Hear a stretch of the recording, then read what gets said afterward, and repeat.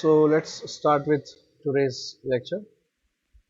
आज के हमारे लेक्चर में we will be talking about ये जो है इसको आगे हम लेके चलेंगे.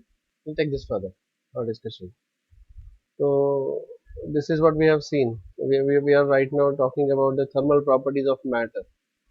So let's go for the fourth part of the lecture. Fourth part of the lecture.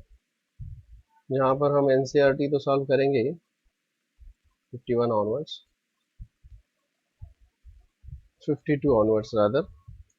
लेकिन साथ ही साथ में आज के लेक्चर में हम देखने वाले हैं सम कंडक्शन तो हमने पहले ही देखा है. तो अपार्ट फ्रॉम कंडक्शन, कन्वेक्शन और रेडिएशन जो जो चीज़ें हैं जो हम 12th के सिलेबस में हमारे आते हैं, तो we are going to see the theory part of that from the 12th का जो थियोरी पार्ट है वहाँ से ये चीज़ें हम देखने वाले हैं. Tell you the fact. Okay, so let us begin with today's session. Yeah, this is the third chapter of 12th physics textbook, and इसमें I will be talking about the radiation part. Kinetic theory of gases के बारे में मैं बाद में बात करूंगा, but today I will be talking about the radiation part of it, ताकि हम radiation के numericals NCERT से solve कर सकें. तो उसके लिए we will directly go to page number yeah, page number 64. We'll directly go to page number 64. Yeah. तो यहाँ पर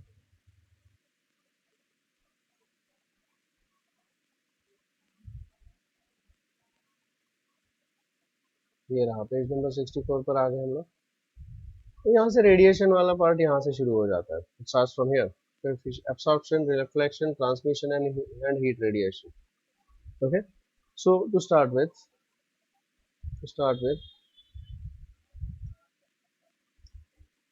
तो first of all I will talk here about the radiation.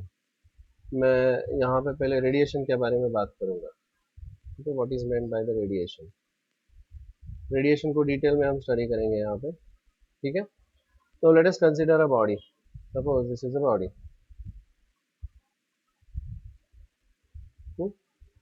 Some heat is incident on this body. Some heat is incident on this body. Let me say some part of heat is incident. कोई heat इसके ऊपर incident है. So what is this heat? Q is the heat which is incident on the body. The heat is measured in joule. ठीक है. अब इसमें से कुछ part, some part of this heat is reflected.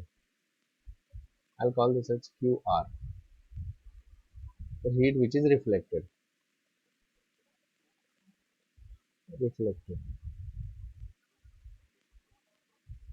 ठीक है.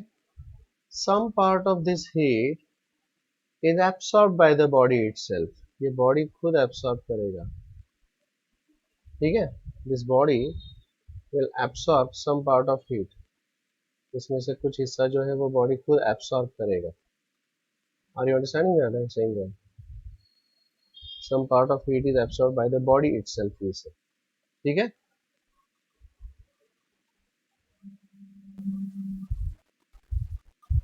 ये body ने absorb किया. Let me call this as QA.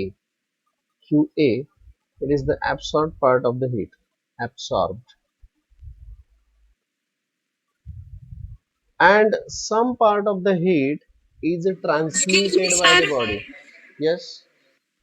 So your screen is not visible.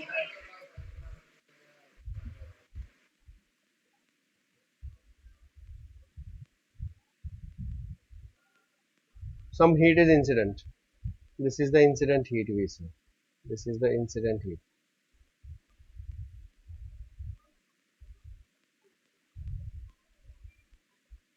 Some part of heat is reflected, some part of heat is absorbed, and some part of heat is transmitted.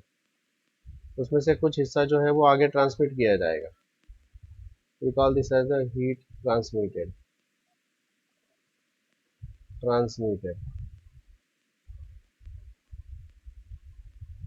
ठीक है.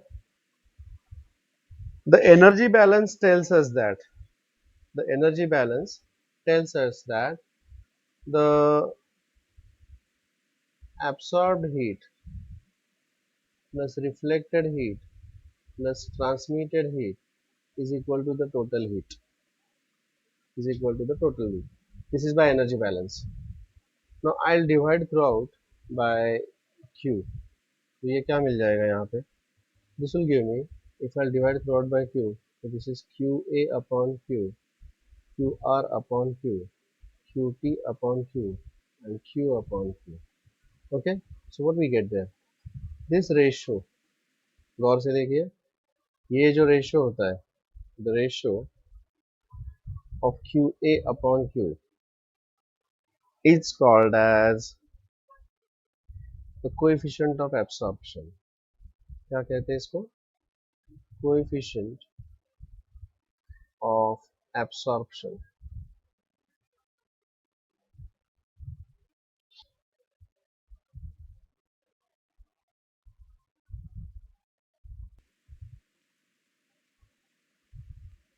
So this ratio A QA upon QB is called as coefficient of absorption.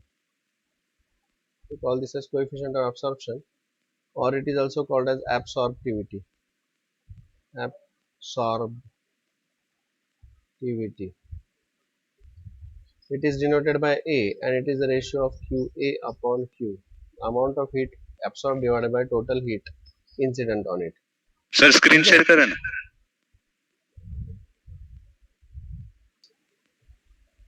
Coefficient of absorption is denoted by A. It is also called as absorptivity. It is the ratio of amount of heat absorbed divided by the total heat incident on the surface. उसी तरह से यहाँ पर हम दो और चीजें explain करेंगे. Coefficient of reflection, we call this as coefficient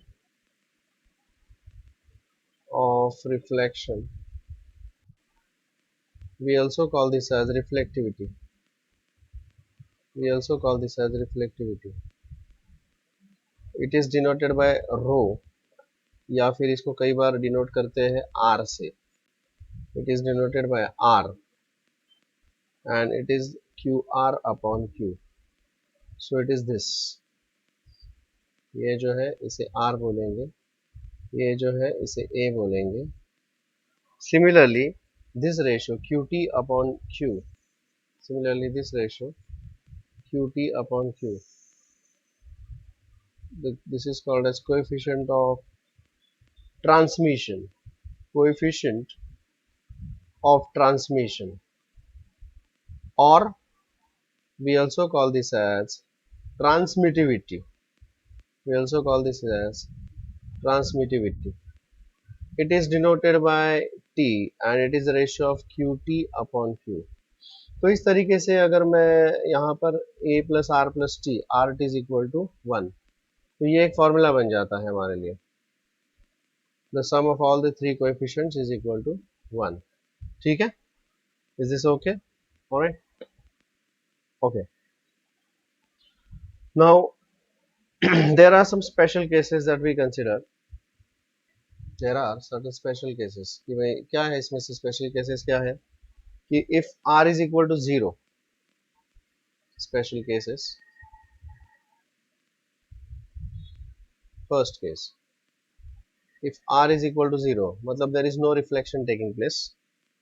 If A is equal to 0, that means no absorption, मतलब जो भी कुछ heat है R 0 है और A 0 है तो T is equal to 1, मतलब coefficient of transmissivity transmission is equal to 1. That means QT upon Q is equal to 1, and therefore the amount of heat transmitted is equal to amount of heat incident. जो भी heat आएगा उसके ऊपर वो पूरा का पूरा transmit हो जाएगा. Such type of body is called as transparent.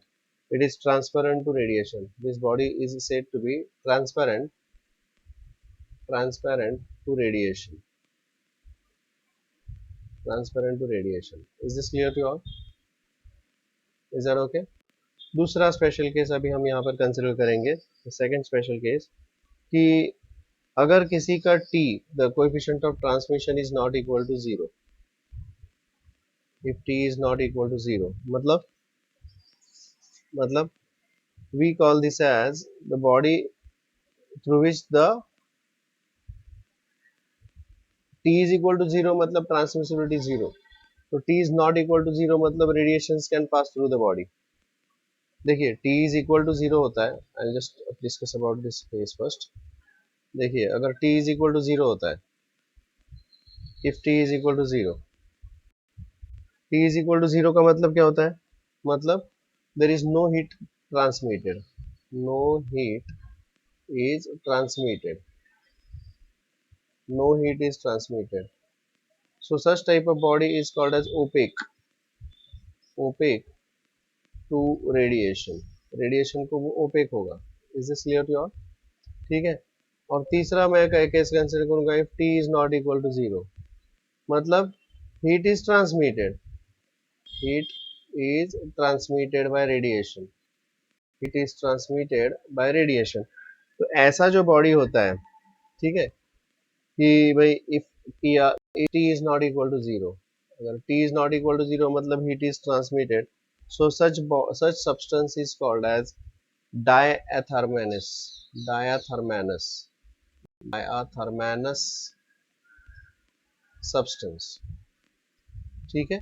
और अगर T is equal to zero है, T is equal to zero है मतलब ये सेकंड वाला केस अगर मैं कंसिडर कर लूं, if I consider this second case here, please check, if I consider this second case,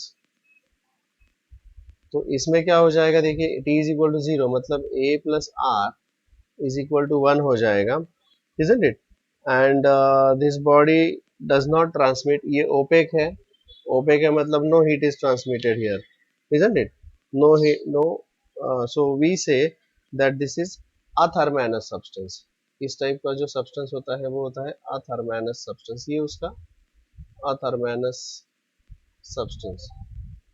I hope this is clear to you, ये उसके बेसिक्स में आपको बता दे रहा हूँ यहाँ पे। ठीक है। अगर तीसरा चौथा केस अब यहाँ पे कंसिडर करेंगे हम लोग, केस नंबर 4, कि if transmissibility is equal to zero, absorptivity is also equal to zero, मतलब reflectivity is equal to 1, so such a substance is called as perfect reflector, क्योंकि जो भी कुछ heat Q R is equal to Q, तो जो भी heat इसके ऊपर इंसिडेंट है पूरा का पूरा रिफ्लेक्ट हो जाता है, so we call this as a perfect reflector, perfect reflector. ठीक है। पांचवा, फिफ्थ इज अगर R is equal to zero है, T is equal to zero है, मतलब A इज इक्वल टू 1, मतलब जो भी कुछ हीट इंसिडेंट है पूरा का पूरा heat is absorbed here, so we call this as such body, this is very important type of body, any body which absorbs all the incident radiations on it, this type of body is called as a perfect black body, this type of body is called as a perfect black body, perfect black body। क्या विशेषता होती है perfect black body की, it absorbs all the incident heat radiation on it, जो भी कुछ heat इसके ऊपर रेडिएट होगा वो पूरा का पूरा वो एब्सॉर्ब कर लेता है, so this is the property of a perfect black body. यहाँ देखिए यहाँ पर मैंने कोएफिशिएंट ऑफ एब्सॉर्प्शन, तीन टाइप्स के कोएफिशिएंट्स देखे हैं, coefficient of absorption, coefficient of reflection, coefficient of transmission. जो भी कुछ रेडिएशन उसके ऊपर किसी बॉडी के ऊपर होता है तो ये radiation this will you know तीन अलग अलग चीजें हो सकती है उसके साथ, या तो वो हीट एब्सॉर्ब किया जाएगा या रिफ्लेक्ट किया जाएगा या ट्रांसमिट किया जाएगा depending upon the nature of the body, तो वो कभी ओपेक हो सकता है। हमारे लिए ये लास्ट वाला जो है वो सबसे इंपॉर्टेंट है, perfect black body. Perfect black body क्या करता है, जो भी कुछ रेडिएशन उसके ऊपर इंसिडेंट है वो पूरा का पूरा वो एब्सॉर्ब किया जाएगा। Is this clear to all? तो if you refer the textbook, अगर हम टेक्स्ट बुक रेफर करते हैं तो यहाँ पे ये देखिए टेक्स्ट बुक में इन्होंने यहाँ पर ये सारी चीजें एक्सप्लेन करी है, Q R upon Q, Q A upon Q, A plus R plus T is equal to 1, ये सारी चीजें दी है एंड डिफरेंट केसेस यहाँ पर डिस्कस किए गए हैं। तो I will suggest you to go through this, मैं ये आपको मेल कर देता हूँ या व्हाट्सअप कर दूंगा दिस चैप्टर, या फिर मेल कर दूंगा, या तो फिर इसी के साथ अटैच भी कर सकता हूँ, तो आप प्लीज गो थ्रू दिस। ये पूरा चैप्टर जो है ये जो पर्टिकुलर टॉपिक है, please make a point, make a note of this कि आप लोग ये पूरा गो थ्रू करोगे इसको। ठीक है। यहाँ पर सारी चीजें मैंने बताई है, जो अभी आपको एक्सप्लेन करी है वो सब चीजें यहाँ पर दी गई है कि it's called as a perfect black body कब होता है, R is 0, T is 0, A is 1, then it's a perfect reflector when R is equal to 1। तो ये सारी चीजें आप लोग देख लीजिएगा, please go through all this things. Is this okay? ठीक है। Now we go for the concept of perfect black body. As we all know that what is a perfect black body. Perfect black body होता क्या है? It's a body which absorbs all the incident radiation on it. Perfect black body वो होता है, for perfect black body what we know here, for perfect black body we say that for a perfect black body A is equal to 1, मतलब it will absorb all the incident radiation on it, कुछ reflect नहीं करेगा और transmit भी नहीं करेगा, वो पूरा का पूरा एब्सॉर्ब कर लेता है। ठीक है। तो वहां पर आइडियल परफेक्ट ब्लैक बॉडी नहीं होता, लेकिन लैम्प ब्लैक और platinum black that absorb nearly 97% of the incident radiant heat resemble the perfect black body।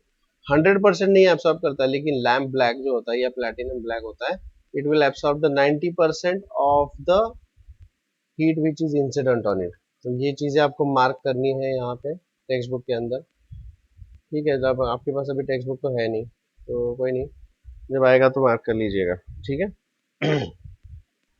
Then there is something called as Fairy's black body। Fairy's black body,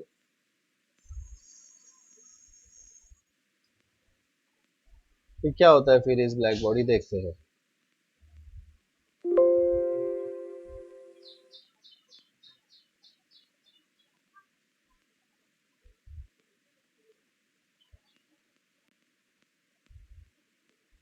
ये जो picture है, this is the picture of a perfect black body.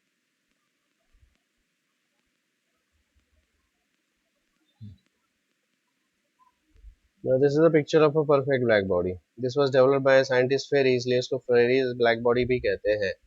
Now basically ये structure क्या है मैं आपको explain कर देता हूँ। ठीक है।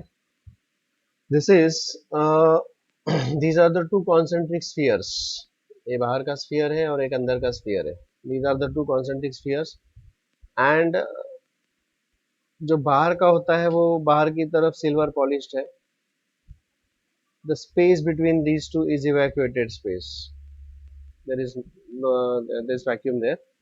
अंदर का जो है स्फीयर, उसको अंदर की तरफ से कोटिंग किया जाता है। This is coated with a lamp black. बाहर सिल्वर कोटिंग है, सिल्वर पॉलिश, और अंदर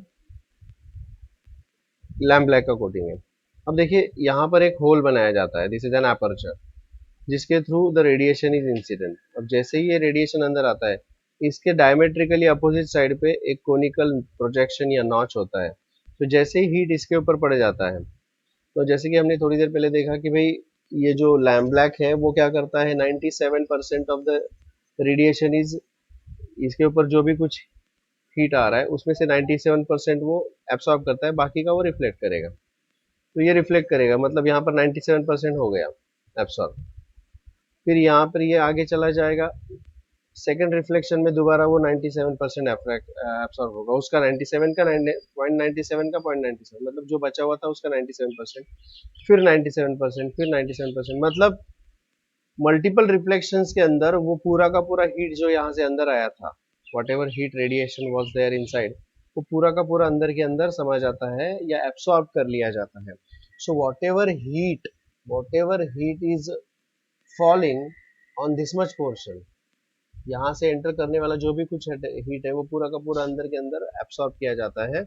this is called as this is considered to be an ideal black body, perfect black body.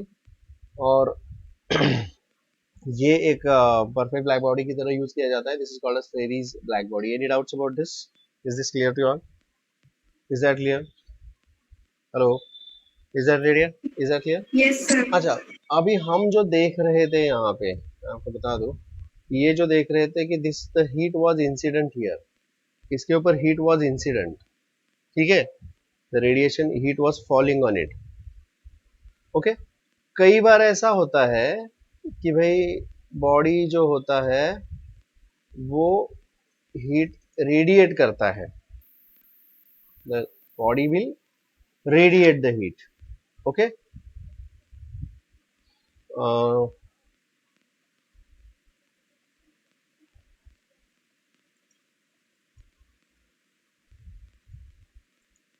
सो यहाँ पर I will go for the next topic of this, इसके अगले topic की तरफ बढ़ते हैं। बाय द वे आपका ये 12th वाला टॉपिक चल रहा है, मैं आपको बता दूं।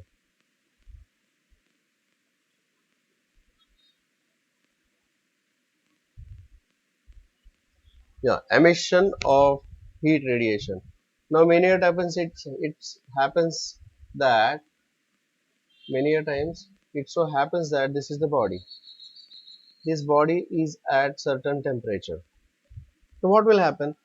This body will give out, because of its temperature, every body will give out the heat in the form of radiations. Radiations मतलब electromagnetic waves. रेडिएशन के लिए यहाँ पर आपको किसी मीडियम की जरूरत नहीं पड़ती. So all the bodies at all the temperatures above absolute zero, they give out the radiations. Please remember this. This is zeroth law of thermodynamics, we can say. Okay. All the bodies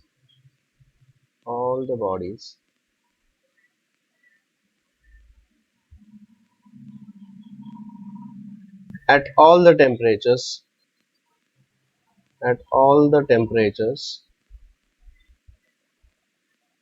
above absolute zero,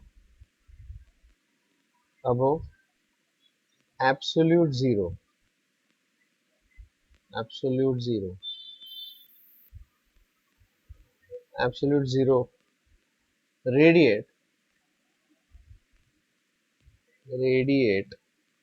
the heat, and this heat is given out in the form of electromagnetic waves. This heat is given out in the form of electromagnetic waves. मतलब क्या है मैं आपको बता देता हूँ कि suppose ये है बॉडी, ये सपोज तुमने रखी है, चाय है ये या गर्म पानी है, एंड दिस इज से फॉर एयर 50 डिग्री सेल्सियस. तो डिग्री सेल्सियस में नहीं चलता, रेडिएशन में जब बात कर रहे हैं तो it has to be talked about in kelvin.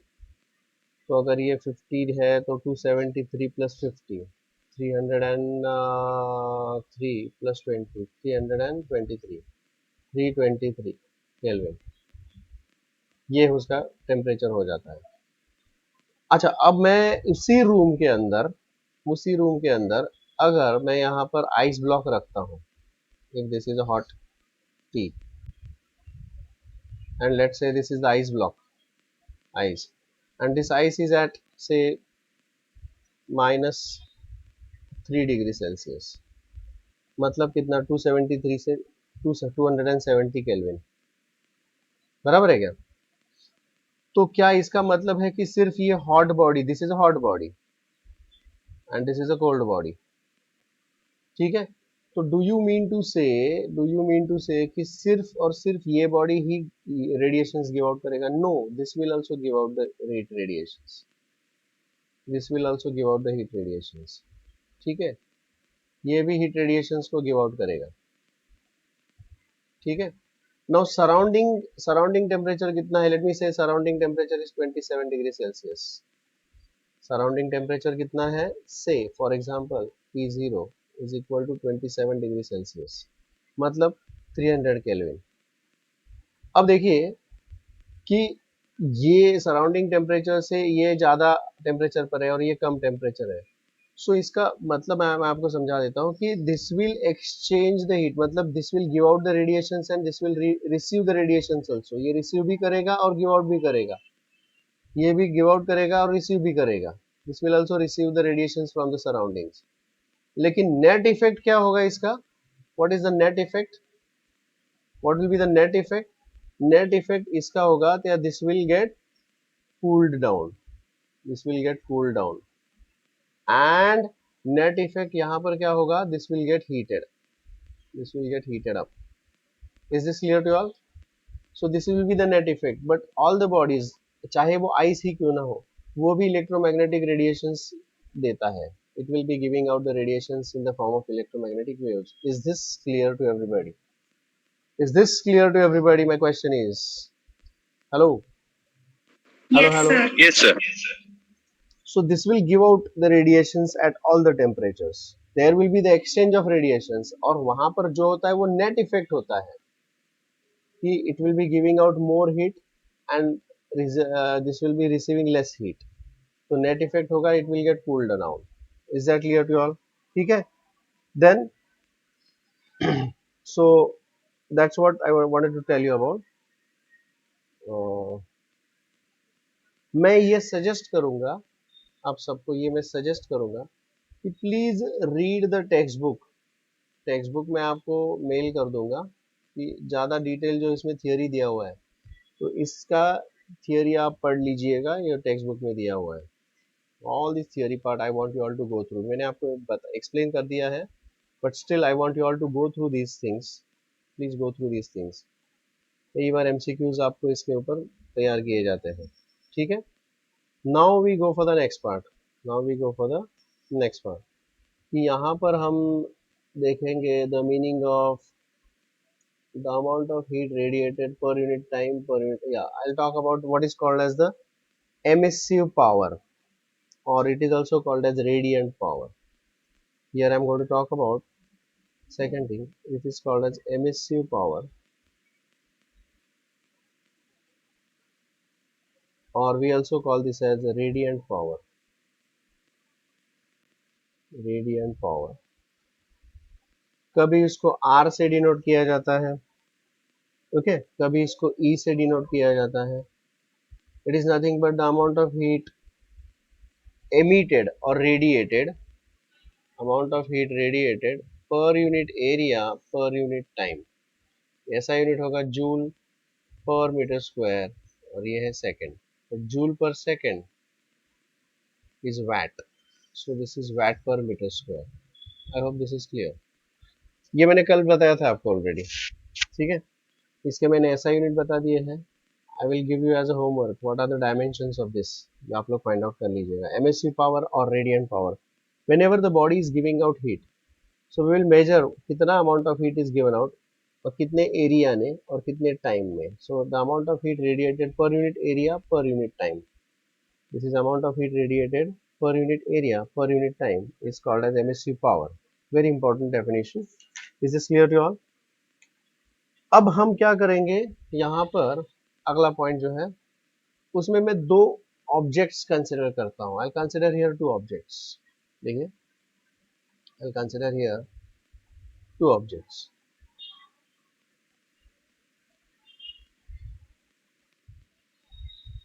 ठीक है? ये दो बॉडीज है. इसमें से एक बॉडी है perfect black body. Perfect black body है, isn't it? And this is ordinary body. We call this as a perfect black body, and we call this as ordinary body. Both are at temperature T. Okay. So यहाँ पे both are at temperature T. Now this will be giving out the heat. This will be giving out the heat. दोनों भी bodies जो है वो they will be giving out the heat. बराबर है क्या? लेकिन दोनों जो हीट रेडिएट करेंगे उसमें कुछ तो फर्क होगा, कुछ अंतर होगा जरूर, बिकॉज एक है ब्लैक बॉडी और एक है ordinary body. So I'll find out what is the emissive power or radiant power of black body. It is also denoted by EB. It is nothing but the amount of heat radiated, उसको capital B बोलते हैं, RB और EB. Okay, it is the amount of heat radiated by the black body per unit area per unit time, and this is the radiant power or emissive power of the ordinary body. It is the amount of heat radiated by this body per unit area per unit time. And I'll take the ratio of these two. So I'll compare these two. It is the emissive power of the ordinary body divided by emissive power of the black body. Emissive power of the ordinary body upon emissive power of the black body, which are kept at the same temperature. This coefficient is denoted by E, या कभी कभी इसको epsilon से भी denote करते हैं. We call this as coefficient of emission. We call this as coefficient of emission, or we also call this as emissivity.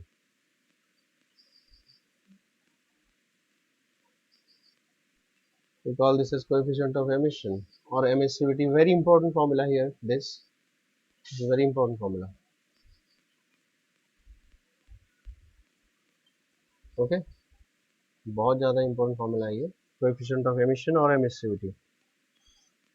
अब यहाँ पर एक नोट करने लायक एक बात है, for perfect black body,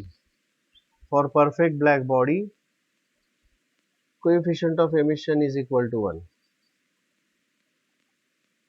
and for perfect reflector, for perfect reflector, for perfect reflector,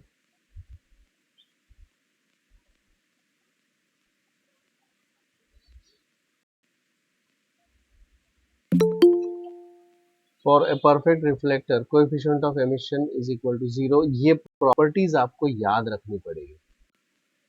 देखिए perfect black body के लिए A is also 1, coefficient of absorption.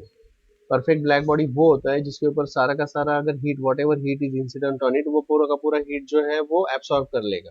So perfect black body के लिए क्या क्या होता है, A is equal to 1 and E is also equal to 1, whereas perfect reflector E is equal to 0. You have to remember these things here.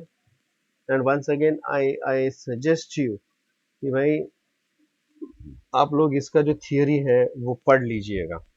ठीक है, please read this theory, read the text book here. ये मैं आपको बता दूंगा, suggest करूंगा. ठीक है, इंपॉर्टेंट चीजें मैं आपको यहाँ पे बता रहा हूँ. Now there is one law called as Kirchhoff's law.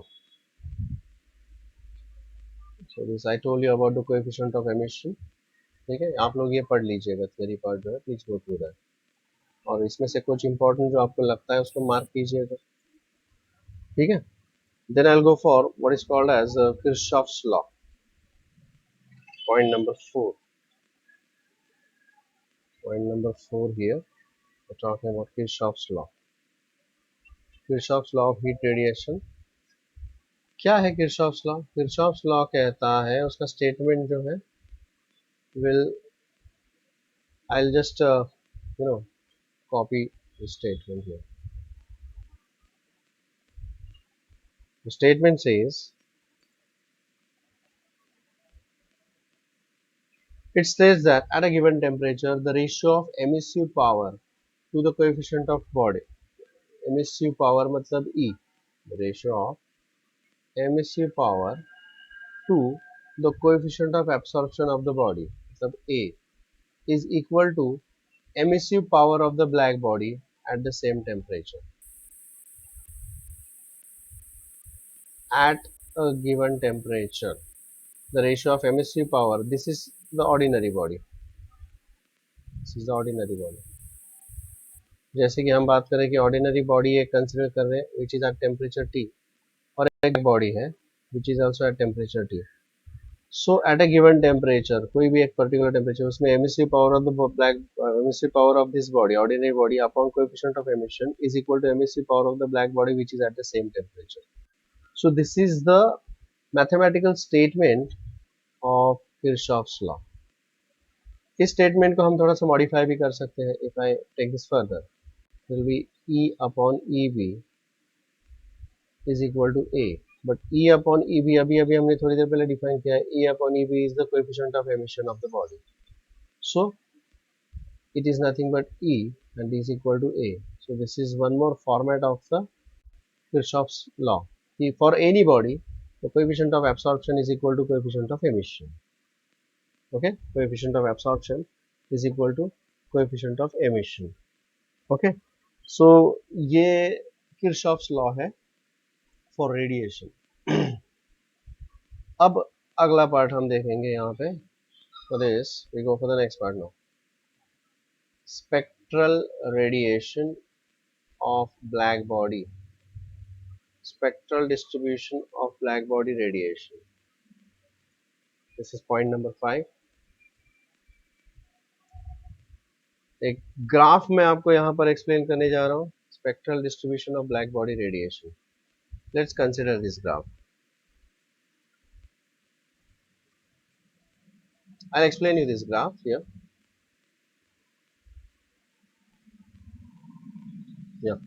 Please look at this.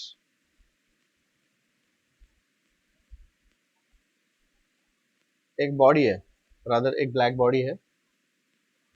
Let us consider a black body. Let us consider a black body.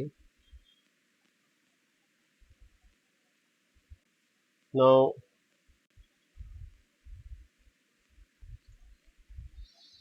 so suppose we consider a black body over here. यहाँ पर एक black body हम consider कर रहे हैं. This is a perfect black body. This is a black body. अब ये body कोई भी टेम्परेचर हो, any body at and above absolute zero, it will start giving out the radiations. तो मुझे एक चीज आपको बतानी है कि ये जो radiations give out करेगा, this will be giving out the radiations. Radiations मतलब क्या होगा रही है? Radiations मतलब it will be in the form of electromagnetic waves.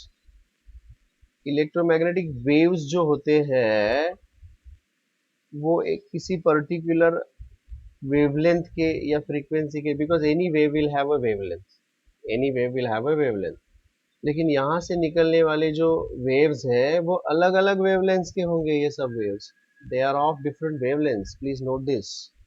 ये जो यहाँ पे निकलने वाले वेव्स है they are of different wavelengths. मतलब whatever heat energy is given out, that energy is given out at different wavelengths. अलग अलग वेवलेंथ्स पे ये दिया जाता है. Please try to understand. Are you understanding what I am saying there?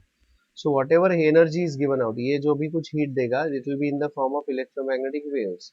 These electromagnetic waves are of different wavelengths. They are of different wavelengths.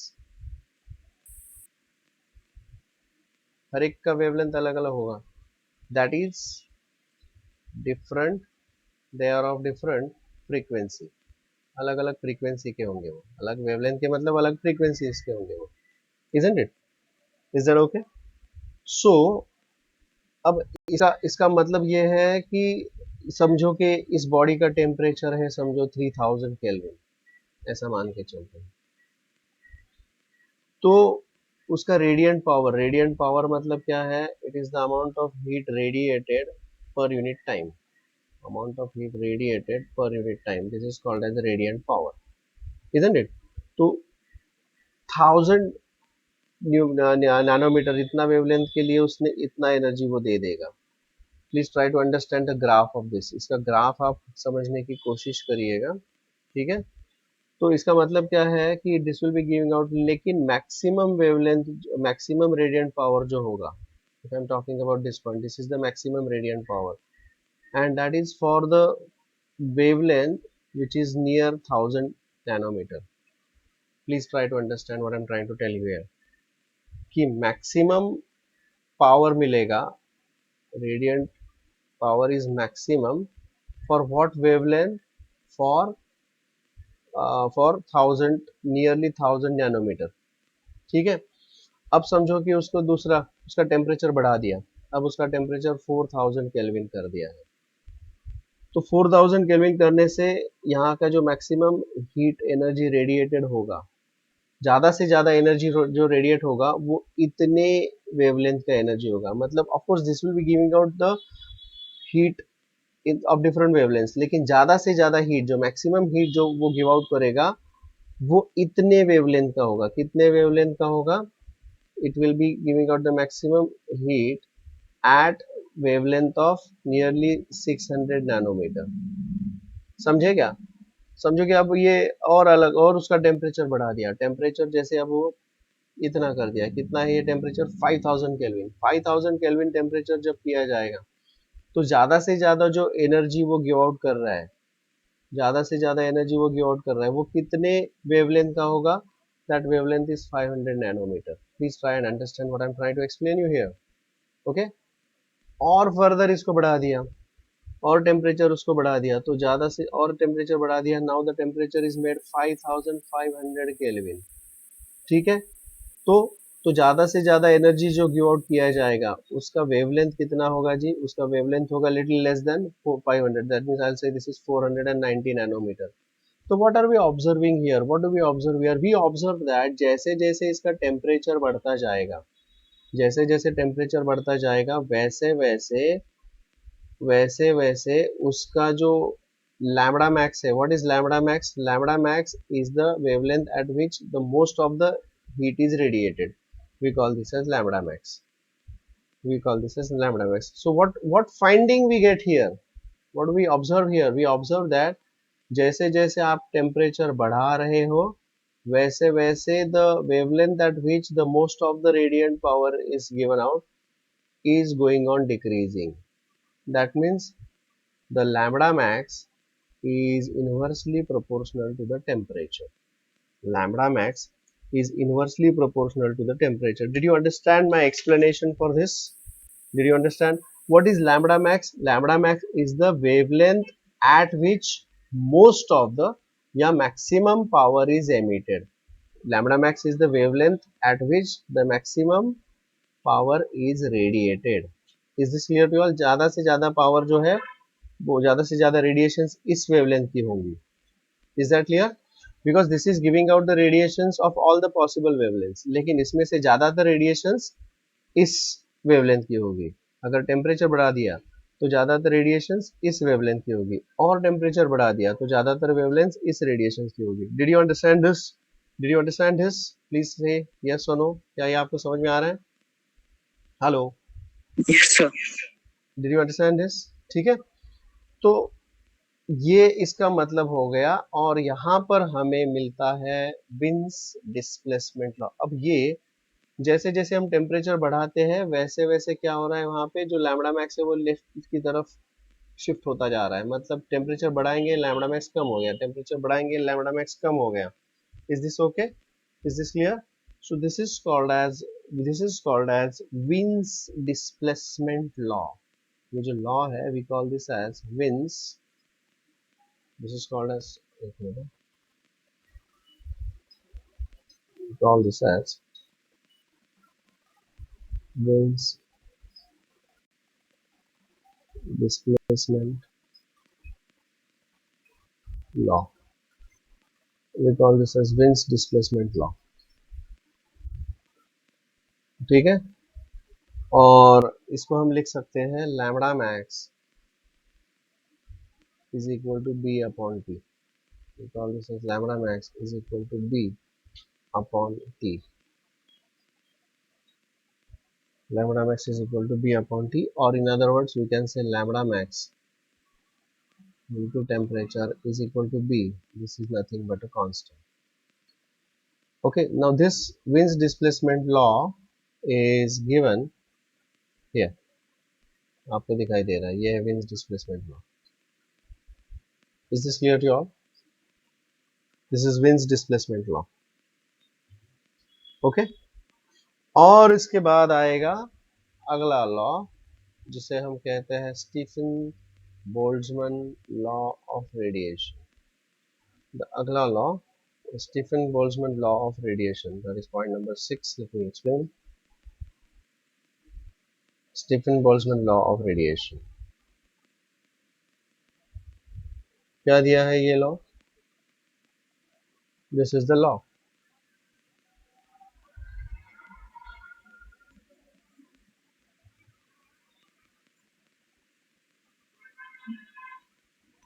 According to the rate of emission, according to this law, rate of emission of radiant energy, rate of radiation of radiant energy per unit area or power radiated per unit area.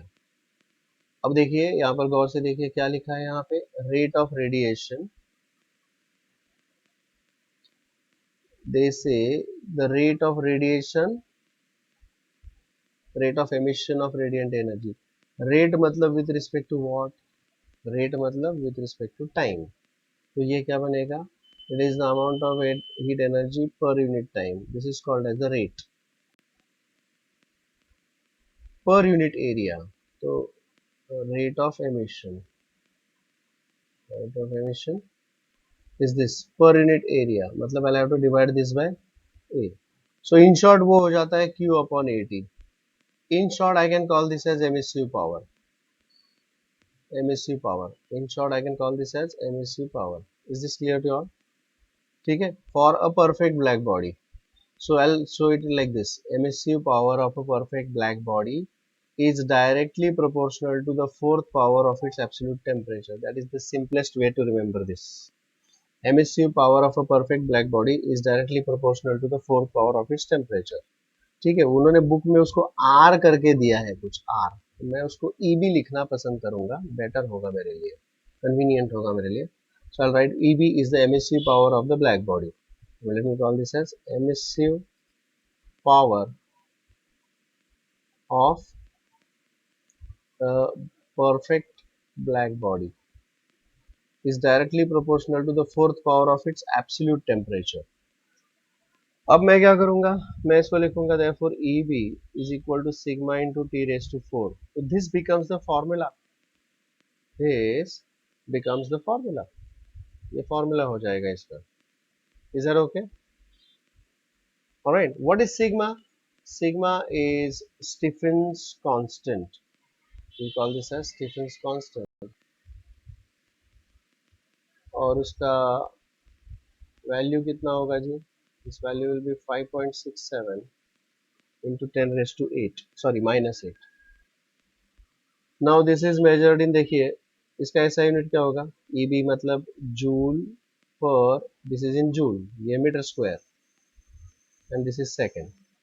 Sigma मुझे find out करना है, and this is kelvin raise to 4 क्योंकि वो absolute temperature है. तो sigma का ऐसा unit हो जाएगा joules per metre square second kelvin raise to 4. ये उसका ऐसा यूनिट है. मैं बोलूंगा आपको इसके डायमेंशंस आप लोग फाइंड आउट करके मुझे बता दीजिएगा नेक्स्ट लेक्चर में. ठीक है, you will tell me the dimensions, derive करके बता दीजिएगा. बुक में तो कॉपी करके मिल ही जाएंगे आपको, कोई दिक्कत नहीं है, बट डू डिराइव दिस. चलिए आगे चलते हैं. नाउ तो अगर मैं इसको Q अपॉन 80 से सब्स्टिट्यूट करूंगा तो क्या बन जाएगा? ठीक है, this will become Q upon 80 is equal to sigma T raise to 4. यही इक्वेशन मैंने यहाँ पे लिखा है. Is this okay? Now this is for the perfect black body. This is for the perfect black body. For ordinary body अगर मुझे ये apply करना है तो फॉर ऑर्डिनरी बॉडी, तो ऑर्डिनरी बॉडी के लिए मुझे कोएफिशिएंट ऑफ एमिशन का डेफिनेशन यूज करना पड़ेगा. कोएफिशिएंट ऑफ एमिशन E बोलते हैं जिसको, which is equal to emissive power of that body divided by emissive power of the perfect black body. And if I'll cross multiply, this will give me E is equal to small e into emissive power of the black body. अब मैं emissive power of the black body इसको substitute कर सकता हूँ. So this will become E into sigma T raised to 4. ये बन जाएगा formula.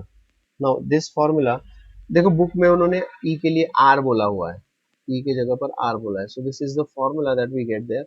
This is for the perfect black body. Check here please. ये जो है ये परफेक्ट ब्लैक बॉडी के लिए है.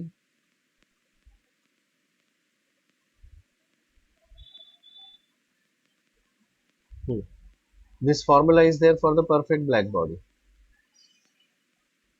ठीक है, ये फॉर्मूला परफेक्ट ब्लैक बॉडी के लिए है. और ये है ऑर्डिनरी बॉडी के लिए. For a body which is not a perfect black body, तो उसके लिए हमको E के लिए यूज करना पड़ेगा. So this is the formula for ordinary body. This is the formula for ordinary body. Is this clear to all? ठीक है, so it will be E is equal to E into sigma T raise to 4. ये ऐसा बन जाएगा. Is this clear to all? So अब हम ऐसे बात करेंगे कि suppose, please check here, we'll take our discussion further. Stephen's law 6a कि ऐसा मान के चलिए क्या कि वहां पर एक परफेक्ट ब्लैक बॉडी है. This is a perfect black body. This is at temperature T and surrounding temperature is T0. ठीक है, वहीं पर सो this is a perfect black body. और वहां पर और एक बॉडी हम कंसिडर करेंगे ऑर्डिनरी बॉडी.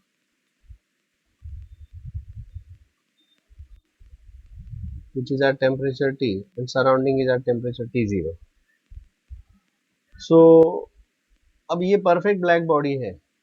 तो इसका coefficient of absorption is equal to coefficient of emission, मतलब ये हीट अच्छे से एमिट भी करता है और पूरा एब्सॉर्ब भी करता है। जो भी हीट इसके ऊपर आता है वो पूरा का पूरा एब्सॉर्ब करता है, याद रखिएगा। परफेक्ट ब्लैक बॉडी ऐसा प्रॉपर्टी है कि वो मैक्सिमम जो भी हीट इसके ऊपर आता है वो पूरा का पूरा एब्सॉर्ब कर लेता है। ठीक है, अब मुझे बताइए कि अगर ये टेम्परेचर T है और ये टेम्परेचर T0 है, and this temperature, this is a hot body in the kept in the colder surroundings. This is also a hot body kept in the colder surroundings. ठीक है, so there will be exchange of heat. Now tell me, what is the energy absorbed, what is the energy given out by the hot body, energy radiated by black body per unit area per unit time. इसी को तो emissive power बोलते हैं. This is the emissive power. Emissive power is the energy radiated per unit area per unit time. So it will be nothing but EB, and that is equal to sigma T raised to 4 as per the definition, isn't it? Sigma T raised to 4. यही चीज अगर मैं ordinary body के लिए लिखना चाहता हूँ तो ये क्या बनेगा, वो भी तो हमने यहाँ पर अभी अभी देखा हुआ है. If I want to write down the same thing for this ordinary body, if I want to write it for the ordinary body, तो ordinary body के लिए मुझे सिर्फ यहाँ पर ordinary body बोलना पड़ेगा, and there will be little bit of modification. क्या modification होगा? By ordinary body it is equal to E is equal to E into this, ये वाला फॉर्मूला यूज किया मैंने यहाँ पे. ठीक है, this is the energy radiated. अच्छा, नाउ वी विल से कि ये जो सराउंडिंग है, this surrounding is also giving some radiations here, और ये जो ब्लैक बॉडी है ये पूरा का पूरा रेडिएशंस एब्सॉर्ब करेगा. It will absorb the total radiation which is falling on it, isn't it? So what is the energy absorbed, what is the energy absorbed from the surroundings? Energy absorbed by कोई भी body हो, चाहे ये body हो या वो body हो, bye black body हो या फिर ऑर्डिनरी बॉडी हो. पहले मैं ब्लैक बॉडी के बारे में लिखता हूँ. चलिए, I will write about the black body. Energy absorb by the black body from the surroundings, from the surroundings per unit area per unit time is given by sigma T0 raised to 4, क्योंकि जो भी कुछ है वो पूरा का पूरा absorb करेगा. whereas यही चीज अगर मैं ऑर्डिनरी बॉडी के लिए लिखूंगा, please check here, if I write the same thing for the ordinary body, what am I going to get there? Ordinary body के लिए अगर मैं यही चीज लिखना चाहता हूँ तो मुझे यहाँ पर ऑर्डिनरी बॉडी लिखना पड़ेगा और ये वाला चेंज हो जाएगा. तो क्या लिखना पड़ेगा? By ordinary body from the surroundings is equal to, देखिए इसमें it will be nothing but whatever amount of heat is falling on it, if A is the coefficient of transmission, it will become QA upon Q, and that is equal to QA is equal to A into whatever heat is incident on that. What is the heat incident on that? Sigma T0 raised to 4, ये वाला heat उसके ऊपर incident होगा. लेकिन हमको Kirchhoff's law पता है कि A is equal to E, तो मुझे ये E into sigma T0 raised to 4 ऐसा लिखना पड़ेगा. Please check whether this is clear to you all. देखिए यहाँ पर ऑर्डिनरी बॉडी के लिए coefficient of absorption is amount of heat absorb divided by amount of heat incident on it. अब इसके ऊपर इंसिडेंट कितना हीट है, इसके ऊपर इंसिडेंट सराउंडिंग्स को मैं हमेशा एक ब्लैक बॉडी की तरह ट्रीट करूंगा. So this will be giving out the radiation sigma T0 raised to 4. This will be the amount of heat radiated. So इसको क्रॉस मल्टीप्लाई करेंगे तो QA is equal to A into sigma T0 raised to 4. Kirchhoff's law हमने देखा है, देखिए थोड़ी देर पहले. Kirchhoff's law बोलता है for any body A is equal to E, मतलब coefficient of absorption is coefficient of emission, तो A के जगह पर E लिख दिया. That means all in all ये क्या हो जाएगा, it will be nothing but E into sigma T0 raise to 4. This is the energy absorb by the ordinary body. अब देखिए यहाँ पर मुझे उसका एनर्जी बैलेंस लिखना है. I have to write here the energy balance of both. दोनों का एनर्जी बैलेंस लिखना है कि this is the amount of heat given out and this is the amount of heat absorb. तो what is the net effect, what is the net effect, net loss, net loss of energy by black body. I have to take the difference of the two, sigma T raised to 4 minus T0 raised to 4. और यहाँ पर भी क्या लिखूंगा मैं, net loss, net loss of energy by ordinary body is equal to क्या आएगा, इस दोनों का डिफरेंस आएगा, मतलब इसमें से E और सिग्मा कॉमन आएगा, T raise to 4 minus T0 raise to 4. तो हमें याद ये रखना है कि भाई अगर वो ब्लैक बॉडी है, अगर वो ब्लैक बॉडी है तो मुझे इसमें sigma T raise to 4 minus T0 raise to 4 लेना है, और अगर वो ऑर्डिनरी बॉडी है तो उसमें सिर्फ मुझे E लगाना पड़ेगा इधर. तो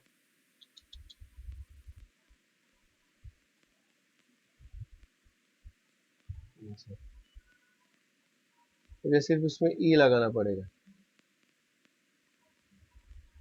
Is that okay? I have to put here E there. Any doubts about this? ठीक है. So this was the Stephen Boltzmann law. This was Stephen Boltzmann law. और अब मैं यहाँ पे बात करना चाहूँगा न्यूटन्स लॉ ऑफ कूलिंग की भी. यहाँ पर हम बात करेंगे न्यूटन्स लॉ ऑफ कूलिंग की.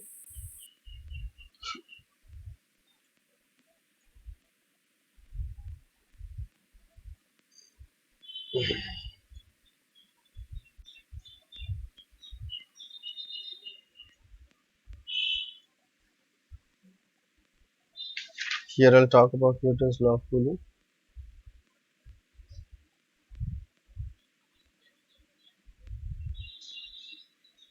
The statement says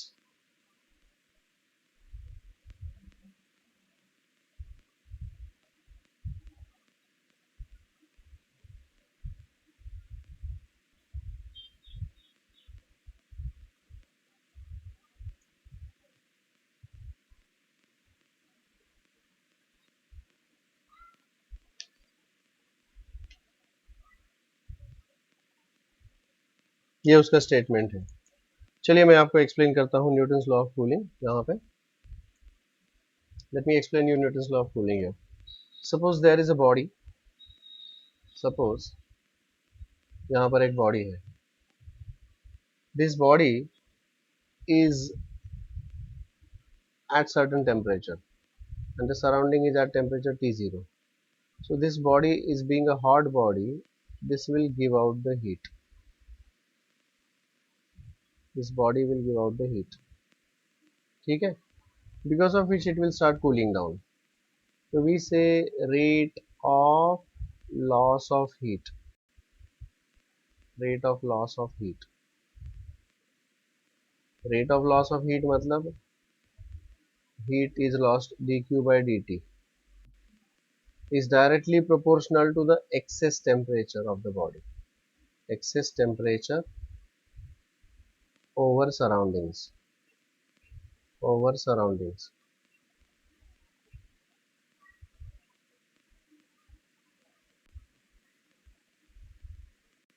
Over surroundings. So मतलब बॉडी का एट एनी इंस्टेंट उसका टेम्परेचर अगर T है तो this is directly proportional T minus T0. लेकिन बॉडी जैसे जैसे हीट लूज करेगा वैसे उसका टेम्परेचर चेंज होता जाएगा. मतलब इनिशियली उसका टेम्परेचर सपोज T1 था, बाद में वो ड्रॉप होते होते T2 हो गया, तो एट एनी टाइम उसका टेम्परेचर T होगा. तो यहाँ पर मुझे एट एनी इंस्टेंट वो जो T होगा, this T is going to be the average of both these temperatures. मतलब it will be T1 plus T2 upon 2. ऐसा वो T लिया जाएगा minus the surrounding temperature and this is a constant C बोलो या K बोलो, this is equal to dq by dt. तो पहले न्यूटन्स लॉ ऑफ कूलिंग इस तरह से एज्यूम किया गया था या कंसिडर किया गया था, लेकिन फिर उसको मॉडिफाई किया गया, मॉडिफिकेशन। क्या मॉडिफिकेशन है उसके अंदर कि भाई we know that Q is equal to M S into T. Q is equal to M S T, T is the temperature difference, बराबर है क्या? सो उन्होंने यहाँ पे dq बाय dt जो है उसे लिखते समय d by dt of mass into specific heat into temperature difference. Temperature difference को हम यहाँ पर T ही बोल देते हैं। Let me call this as T। So ये m into S is a constant, derivative से बाहर आएगा। So what we get there, this will become m into S into dt by dt। और ये अगर मैं इधर सब्स्टिट्यूट कर लूँ, if I substitute this over here, तो ये क्या बन जाएगा, this will become m s dt upon dt is equal to c into T average minus T zero. अब ये m into S is a constant, उसको भी ट्रांसफर कीजिएगा। So this will become dt by dt is equal to c upon M S into T average minus T zero. मतलब हम बोल सकते हैं कि यहाँ पर जो हम rate of loss of heat बोल रहे थे ना, यहाँ पर हम क्या बोल रहे थे, it is a rate of loss of heat. तो अब मैं उसको मॉडिफाई करके क्या बोलूंगा, now I am going to call this as rate of fall of temperature. Instead of calling this as rate of loss of heat, I will call this as rate of fall, because this is the change in the temperature with respect to time. So this is called as rate of fall of temperature, which is dt by dt is directly proportional to this temperature difference over the surroundings। तो ये हो गया modified form of Newton's law of cooling। This is the modification in the Newton's law of cooling। Is this clear to you all? Any doubts about that? क्या ये आपको समझ में आ गया सबको? Hello, okay. So this is Newton's law of cooling जो हम यहाँ पर यूज कर सकते हैं। एनीवेज, अब रेडिएशन या हीट ट्रांसफर से रिलेटेड जो भी कुछ है, conduction, Fourier's law of heat conduction, convection में न्यूटन्स लॉ ऑफ कूलिंग है, और रेडिएशन में स्टीफन्स लॉ है और विंस डिस्प्लेसमेंट लॉ है। वो सारे लॉज हमने यहाँ पर देख लिए हैं। तो उसके जो क्वेश्चंस है वो हम अब यहाँ पर देख सकते हैं या ले सकते हैं। Let me go for the questions now. Questions की तरफ अभी हम बढ़ते हैं। 5 मिनट है अभी, अपने 8 मिनट है अपने लेक्चर खत्म होने के लिए। So let me go for the today's session में। थियोरी पार्ट यहाँ पर पूरा खत्म हो रहा है, theory part is totally over here.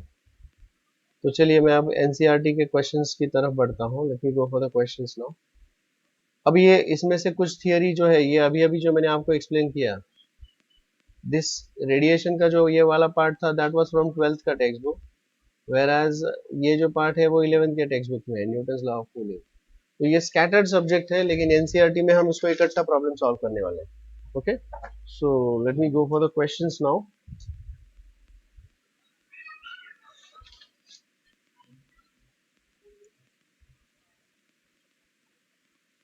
So question number 50 है, लेट्स सी। अब मैं आपको बताऊंगा कि उसको पढ़ के कि आप ये कौन सा वाला टॉपिक के ऊपर क्वेश्चन है। So basically this is the topic is based on conduction. ठीक है, देखते हैं क्वेश्चन क्या बोल रहा है। Wall is made up of equally thick layers A and B of different materials. Okay, तो यहाँ पर हम, this is the first layer, copy करके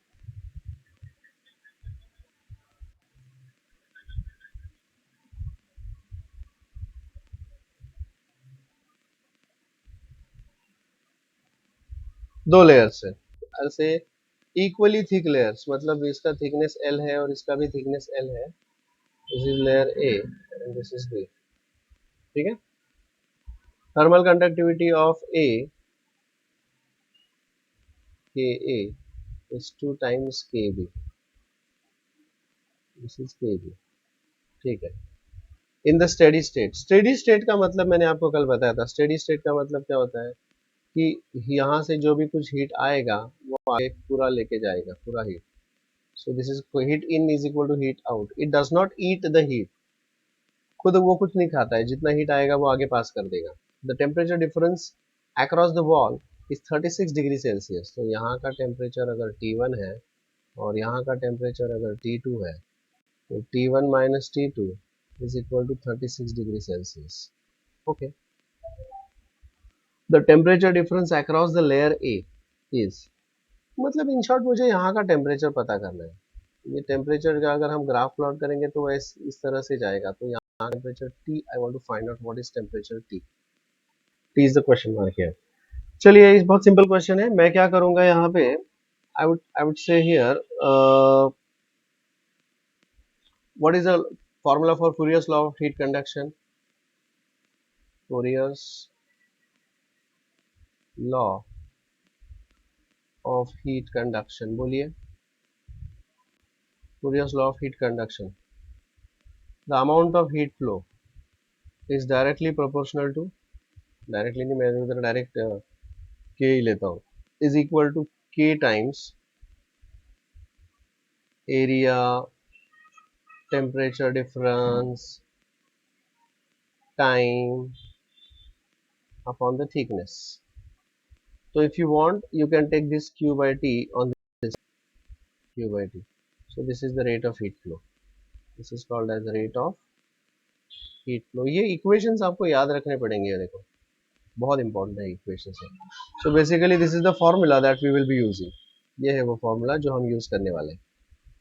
ठीक है. तो ये फॉर्मूला में, और ये rate of heat flow same है, मतलब यहाँ से इधर जाने वाला रेट ऑफ हीट फ्लो है वो Q बाई टी है, और यहाँ से आगे कैरी करने वाला भी उतना ही है, Q बाई टी है. So rate of heat flow for layer A is equal to rate of heat flow for layer B. Why? Because of the steady state condition. समझ में आ गई बात. तो मैं apply this equation for layer A. तो ये बन जाएगा KA इंटू एरिया, दोनों का एरिया सेम ही रहेगा, एंड टेम्परेचर डिफरेंस है T1 minus T. Temperature difference is T1 minus T divided by L is equal to KB into A into T2 divided by L. अब भाई मुझे इसको simplify करना है, तो मैं ये A upon L gets cancel here. By the way KA is 2 times KB into T1 minus T is equal to KB into T minus T2. KB gets cancelled. अब देखिए यहाँ पर मुझे T फाइंड आउट करना है, तो and I know that T1 minus T2 is equal to 36 degree Celsius. T1 minus T2 is equal to 36 degree Celsius. So मैं ये लिखूंगा 2 times T1 minus T is equal to T minus T2. मुझे चाहिए what is the temperature difference across layer A. Temperature difference across layer A मतलब in short I want to find out what is this thing. T1 minus T ही चाहिए मुझे, समझे क्या? T1 minus T ही चाहिए. तो मैं दोनों साइड से ये सब्ट्रैक्ट कर देता हूँ, मतलब माइनस T1 माइनस T2, और यहाँ पर भी minus T1 minus T2. I subtract this from either side. This is an important step, बहुत इंपॉर्टेंट स्टेप है. देखिए मैंने क्या किया यहाँ पे, मुझे चाहिए temperature difference across the first layer, मतलब I want T1 and T का डिफरेंस, ये चाहिए मुझे. This is what I want. So I will subtract T1 minus T2 which I know from either side. अब when I'll open this bracket, यहाँ पर उस T1 minus T2 के लिए मैं लिखूंगा 36 degree. So this will become 2 times T1 minus T minus 36 is equal to T minus T2 minus T1 plus T2. So this plus T2 minus T2 gets cancelled, and what we get there is again T1 minus T, and this is 2 times T1 minus T minus 36. तो ये bracket पूरी तरह से इस तरफ आएगा और 36 उधर जाएगा. So what we get there, this will become 2 times t1 minus t minus t1 minus t is equal to 36, and therefore t1 minus t is equal to, नहीं, एक सेकेंड ना, यहाँ पर आएगा t1 minus T, minus sign बाहर आएगा, minus sign बाहर आएगा, उधर जाके वो प्लस हो जाएगा. So this will become 3 times t1 minus t is equal to 36 degree, and therefore t1 minus t is equal to 12 degrees Celsius. So the difference of these two is 12 degrees Celsius. Difference of this is 12 degrees Celsius. थोड़ा सा type का problem था, but बहुत अच्छा problem था. Any doubts on that? Is this clear to you all? Okay. So आज मैंने पूरा थियरी कवर कर लिया है रेडिएशंस का और हीट ट्रांसफर का, और अब हमारे कुछ गिने चुने प्रॉब्लम्स रह गए हैं, बट फॉर्मली वैसे देखा जाए तो 12th का ही पार्ट था हमने जो आज सॉल्व किया है. I think will stop here today. या we'll go for number 54 now.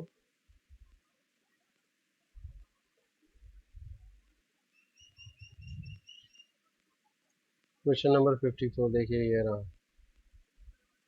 Now which one of the following is nu m graph for the perfect black body?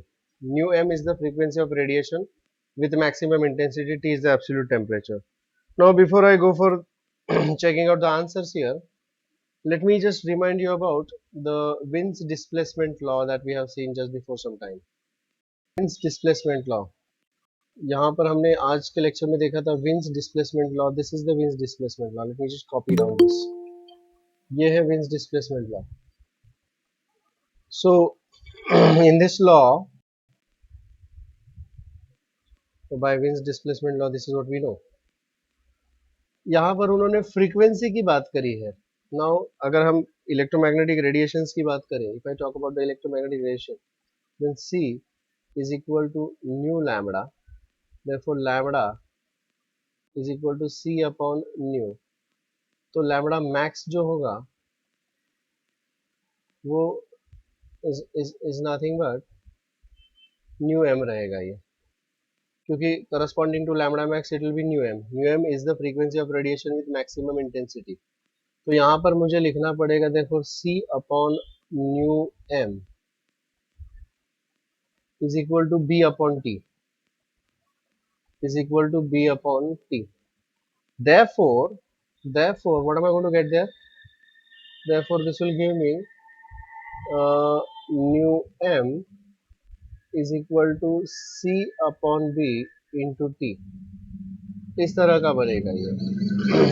Okay, nu m is equal to C upon B. So I can say that nu m is equal to K into T. अब देखिए nu m is on y axis and T is on x axis. So this is y is equal to mx type का graph होगा इसका. Y is equal to mx type का graph मतलब this is a straight line passing through the origin. This, what kind of graph is this? It's a straight line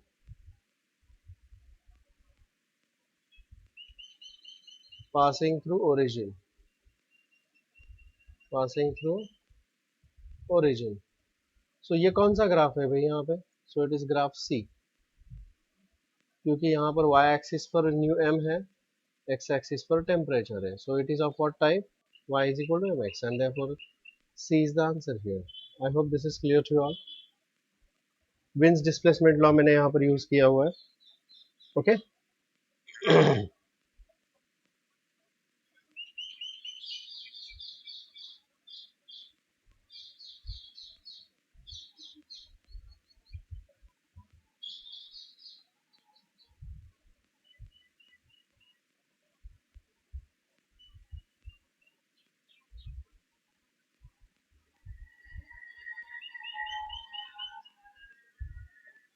Oh, yeah, I'll go for question number 59, numerical based.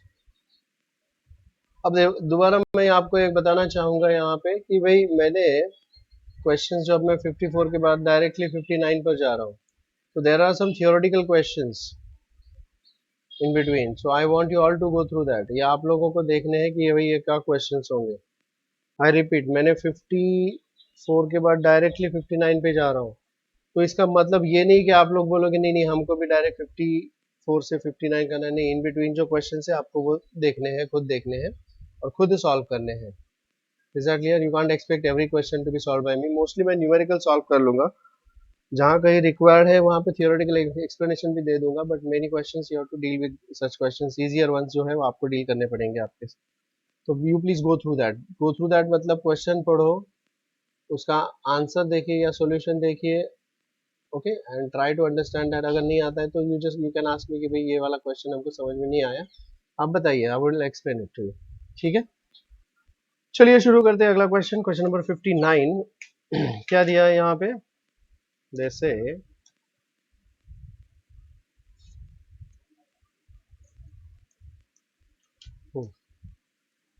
Question number 59 क्या दिया है यहाँ पे? Rectangular body has a rectangular body has maximum wavelength lambda m at 2000 Kelvin. Its corresponding wavelength. देखिए, we know that lambda m is equal to c upon t. This is by Wien's displacement law. Wien's displacement law. Is this okay? By Wien's displacement law. तो यहाँ पर हम बोल सकते हैं कि भाई I'll apply this for the first case. So it will be lambda m is equal to c upon 2000 Kelvin. और दूसरा है lambda m dash जो मुझे पता करना है is equal to c upon 3000 Kelvin. So this will give, I'll have to divide this now. इसको मैं divide कर लेता हूँ. ठीक है, dividing we get, this will become c gets cancelled, सब zeros भी cancel हो जाएंगे, and this will become 3/2. So lambda m upon lambda m dash is equal to 3/2, and therefore lambda m dash is equal to 2/3 of lambda m. Therefore what is the answer here? 2/3 of lambda m. B is the answer there. Is this clear to you all? Is that okay?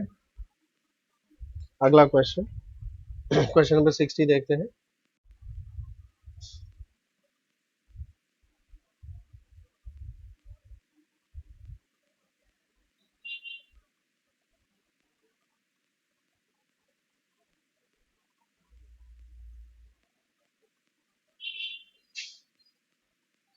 The thermal radiation from hot body travels with the velocity of, thermal radiation from the hot body travels with speed of light, and speed of light is 3 into 10 to the power 8 meter per second. So what is the answer here?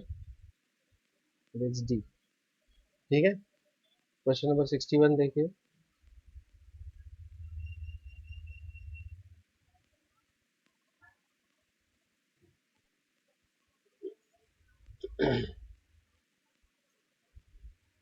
Experimental investigations show that the intensity of solar radiation is maximum for a wavelength of 480 nanometer. So lambda m 480 nanometer in the visible region. Estimate surface temperature of the sun. इसका जो temperature है वो पूछा गया है. Given winds constant जो है, now we say that lambda m is equal to b upon t. इन्होंने इसको b बोल दिया है. So temperature is equal to b upon lambda m. What is b का वैल्यू?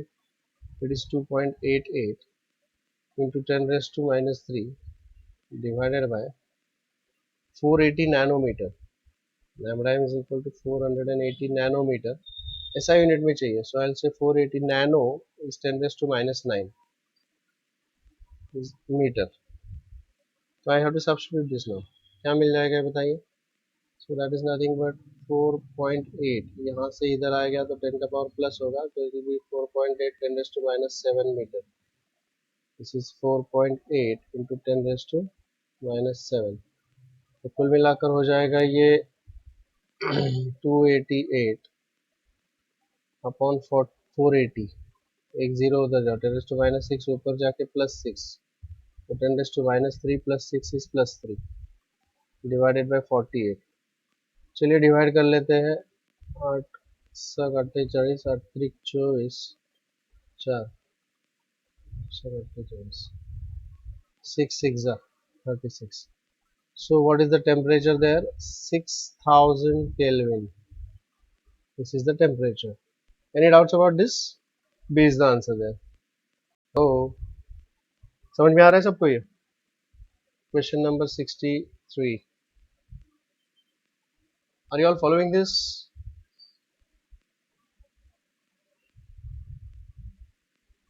(62)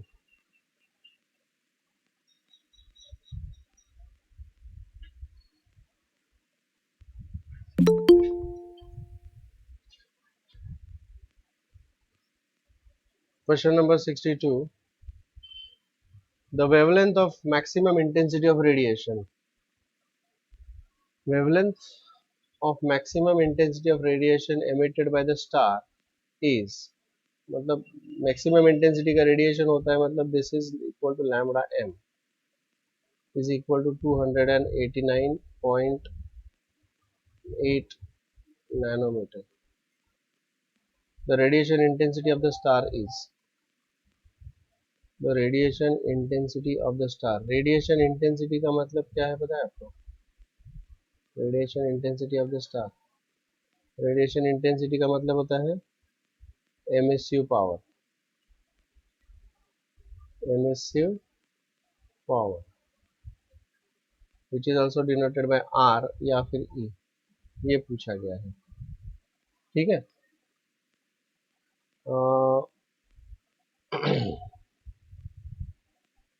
अब देखिए मुझे यहाँ पर दोनों भी लॉज यूज करने पड़ेंगे कि इट्स एट टेम्परेचर T, तो bye winds displacement law, bye winds displacement law,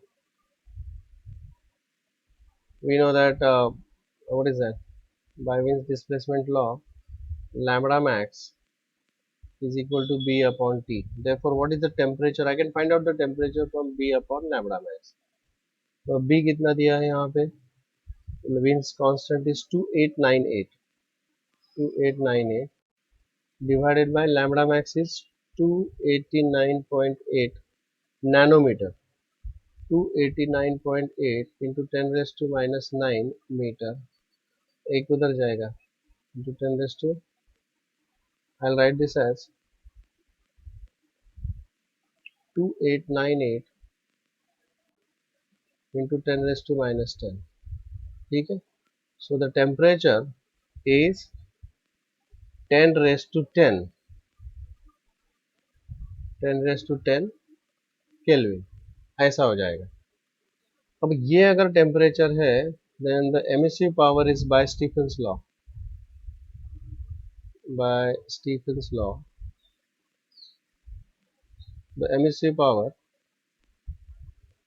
E is equal to sigma into T⁻⁴.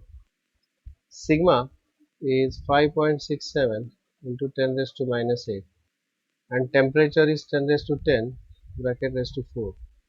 So this will become 5.67 into 10⁻40⁻8 is 32. 32 watt per meter square. Watt per meter square. This is the final answer. क्या answer है ये? 5.67 10⁻32 कहाँ से आया ये? हाँ देखिए गड़बड़ क्या हो गया, यहाँ पर माइक्रोमीटर है, 2898 माइक्रोमीटर। अगर B का वैल्यू है 2898 माइक्रोमीटर केल्विन, तो मुझे लिखना पड़ेगा 2898 इंटू 10⁻⁻6 माइक्रोमीटर केल्विन, तो इसको मुझे 10⁻⁻6 लिखना पड़ेगा। तो 10⁻10⁻6 मतलब क्या आएगा, ये टेम्परेचर कितना आएगा यहाँ पे, that is equal to 10⁻4 kelvin अगर ये 10⁴ है, so this has to be 10⁴ kelvin, तो 4 4 ज़ा 16 हो जाएगा, तो 16 मतलब 10 का पावर क्या आएगा, 16 minus 8 is 8. So what's the answer here? 5.67 10⁸ A is the answer. Is this clear to you all?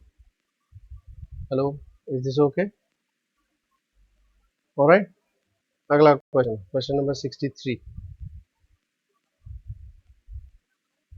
Question number 63.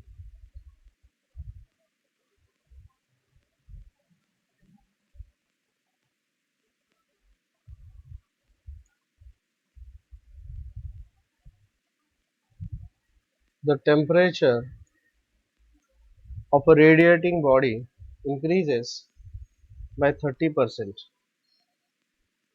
Then the increase in the amount of radiation is. Temperature increases by 30%, they say.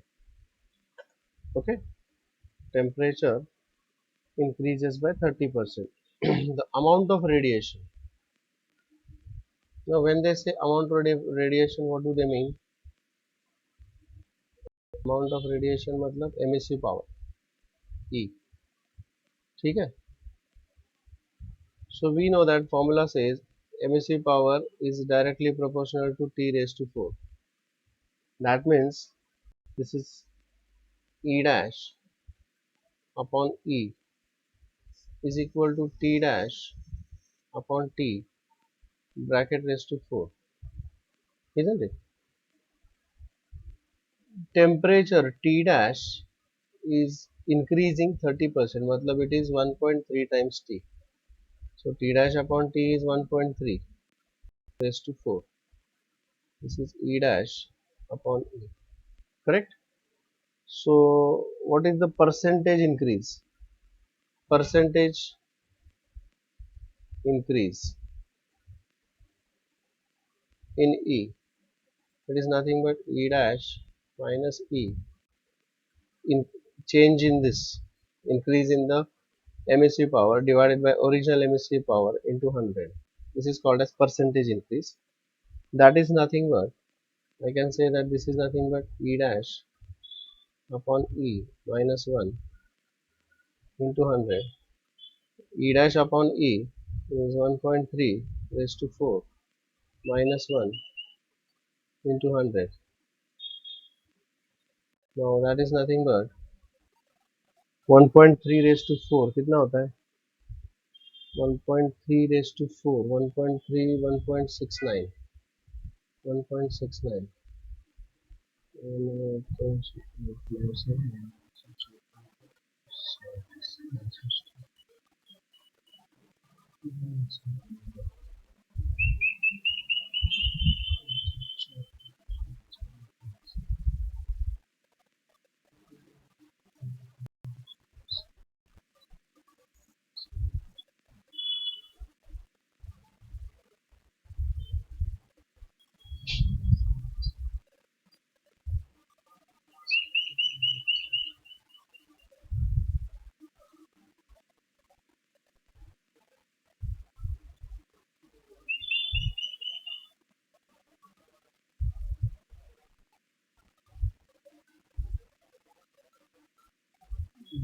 कितना होता है,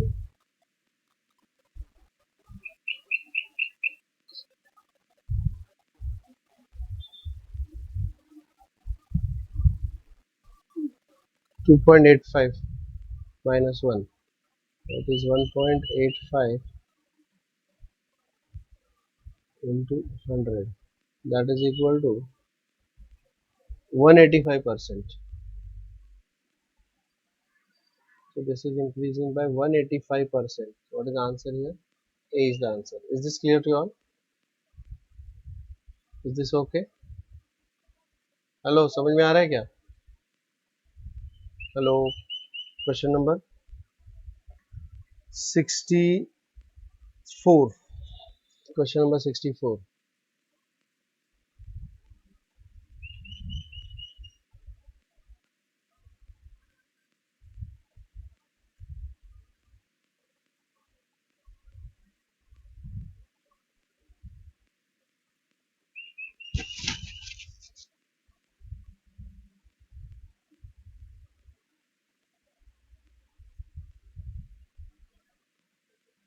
question number 64 क्या दिया है यहाँ पे? If the temperature of hot black body is raised by 5%, temperature is raised by 5%. So original temperature अगर T होगा तो नया temperature T dash is equal to T plus 5% of T. मतलब T common होगा 105 upon 100, that is equal to 1.05 T. This is the new temperature. The rate of heat energy radiated would be increased by how much percent? Same, वैसा ही है, बिल्कुल वैसे का वैसा करना है. So I'll say that the rate of heat energy radiated, तो heat energy radiated per unit area per unit time, इसको मैं MSV power ही बोलूँगा, is directly proportional to T raised to 4. So I'll say it is E dash upon E is equal to T dash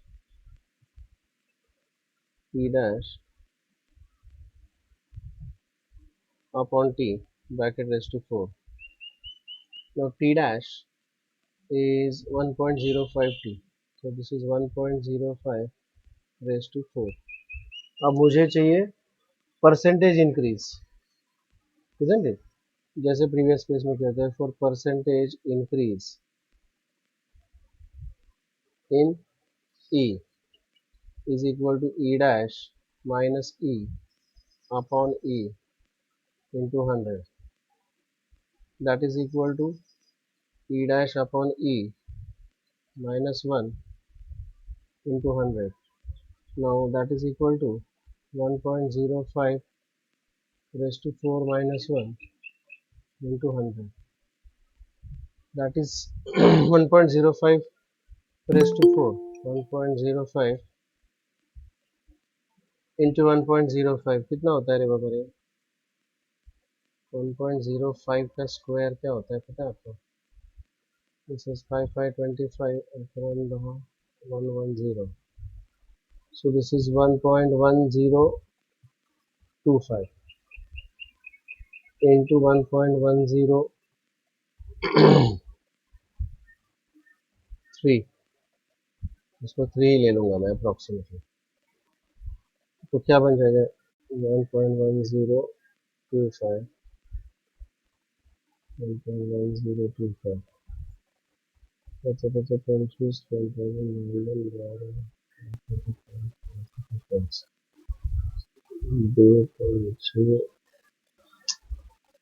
1.105 1.10 का square जो होगा 1.21 होगा.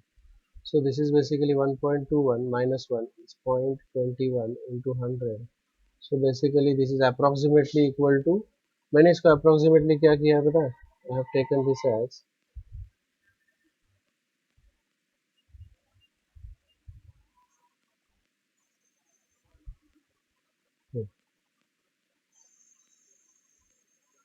so this will be 0.21 to 21%, approximately 21%, which is the nearest answer here is 22%.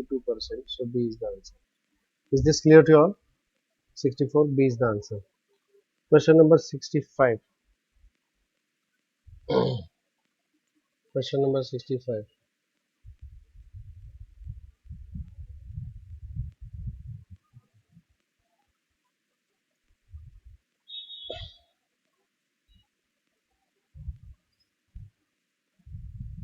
Two spheres of the same material.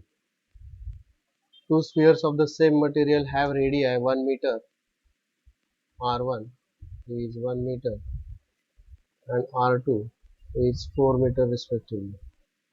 Temperatures are 4000 Kelvin and T2 is 2000 Kelvin. The energy radiated per second by the first sphere is, the energy radiated per unit. अब उन्होंने कुछ भी नहीं बताया अपने को. You have to compare this. Energy radiated per second by the first sphere is, so I'll find out Q upon A into T. They haven't mentioned anything about whether it is a black body or not, तो मुझे वो लिखना पड़ेगा. This is nothing but E is equal to E into sigma into T raised to 4. ठीक है, now I want energy radiated पर second का मतलब है it is Q upon T और एरिया उधर चला जाएगा. सो Q अपॉन T का जो फॉर्मूला बनेगा this will become E A sigma T raise to 4. ठीक है. और अब मुझे ये जो Q upon T for the first sphere divided by Q upon T for the second sphere ये मुझे कंपेयर करना पड़ेगा. That is equal to E area 1 sigma T1 raised to 4 divided by E A2 because areas are different sigma T2 raised to 4. इसमें से E gets cancelled, sigma gets cancelled. Okay, and therefore this will give me area. Area is a sphere. Sphere का area होता है 4 pi R1 square T1 raised to 4 divided by 4 pi R 4 4 pi R2 square T2 raised to 4. तो इसमें से 4 pi also gets cancelled. R1 and R2. So I'll have to take the ratio of these two. इसका ratio लेना पड़ेगा मुझे. So R1 is 1 or I can write it as R1 upon R2 bracket square into T1 upon T2 raised to 4. So R1 upon R2 1 by 4 bracket square and T1 upon T2 4000 upon 2000 bracket raised to 4. So this will become 2 raised to 4. 2 raised to 4, 2 to the 4, 4 the 16 and 4 4 the 16. So the ratio is 1 is to 1. That means this is equal in both the cases. C is the answer. This is equal in both the cases. C is the answer.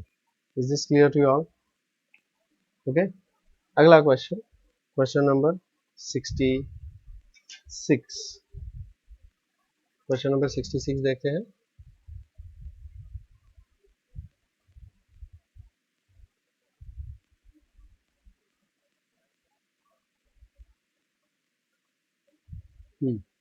ये रहा.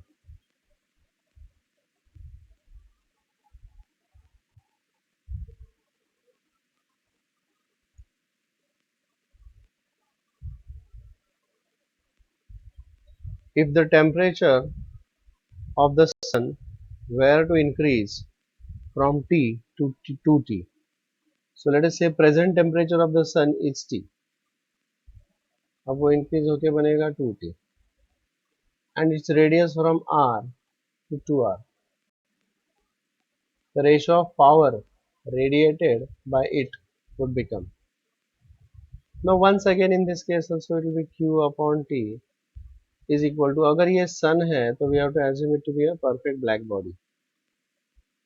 Perfect black body assume करेंगे. नहीं भी assume किया तो अभी वो E का वैल्यू जैसे प्रीवियस क्वेश्चन में हमने देखा कि वो E वैसे भी कैंसिल ही हो रहा है. Emissivity is getting cancelled here. So Q upon T is equal to, formula क्या होता है, emissive power is equal to Q upon AT and that is equal to it is E sigma T raise to 4. लेकिन अगर मुझे Q upon T चाहिए तो A multiply करेगा. सो it will B emissivity area sigma T raised to 4. Okay, now I'll compare both the cases. The ratio of power radiated it would become. So I'll find out what is Q upon T for the second case divided by Q upon T for the first case. That is equal to E area in the second case sigma temperature in the second case raised to 4 divided by E area 2 sigma T area 1, यहाँ पर होगा area 1 sigma T1 raised to 4. So E gets cancelled and sigma also gets cancelled. Area 2. So this is the first body and this is the second body. Area 2 will be 4 pi 2r ka square and T2 is 2t bracket raised to 4 divided by this is 4 pi r square and this is t raised to 4. So what is this going to give me? Therefore this is equal to 4 pi gets cancelled, r square gets cancelled, t raised to 4 also gets cancelled. तो क्या बचेगा, 2 raised to 2, 2 to the 4 and 2 to the 4 for the 16. So this is 64 times. So Q upon T in the second case is 64 times Q upon T in the first case. So what's the answer here? A is the answer. Is this clear to you all? क्या ये सबको समझ में आ रहा है? Are you all understanding this? ठीक है, अगले क्वेश्चन की तरफ बढ़ते हैं. Question number 67. 67 question.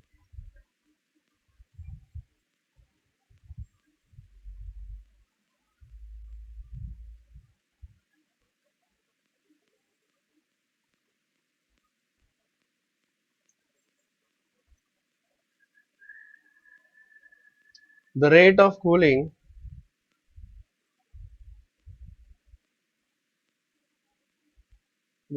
cooling is at 600 Kelvin. T is equal to 600 Kelvin. If surrounding temperature T0 is equal to 300 Kelvin, is H. Okay. Rate of cooling मतलब यहाँ पर this is based on Newton's law of cooling. This is based on Newton's law of cooling. इसके ऊपर ये based है. So by Newton's law of cooling, the rate of cooling, it is nothing but dt upon dt, जिसको वो h बोल रहे हैं, is equal to rate of cooling is h. It is nothing but T minus T0 into K. So this h is equal to dt by dt.